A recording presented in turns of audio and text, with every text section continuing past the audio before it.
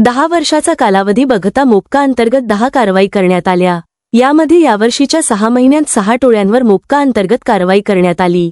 यामध्ये खुनाचा प्रयत्न, जबरी चोरी, घरफोडी, मोटार वाहन चोरी, अंमली पदार्थ तस्करी, अपहरण, खंडणी, दहशत निर्माण करणाऱ्या गणेशपूर टोळी, चंगू मंगू टोळी, सम्राट टोळी, नंदनवन टोळी, महिलांगे टोळी, टप्पा मोहल्ला टोळी आदींचा समावेश आहे।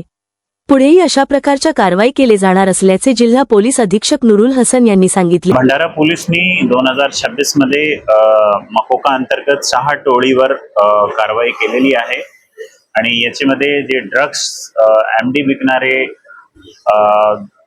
गांजा विकणारी जी टोळी आहे त्यांच्यावर सुद्धा कारवाई केलेली आहे। याच्यामध्ये बरेचसे बॉडी ऑफेंडर आहे, गाय वाहतूक करणारे जे लोक आहे त्यांच्यावर सुद्धा मोका अंतर्गत कारवाई केलेली आहे।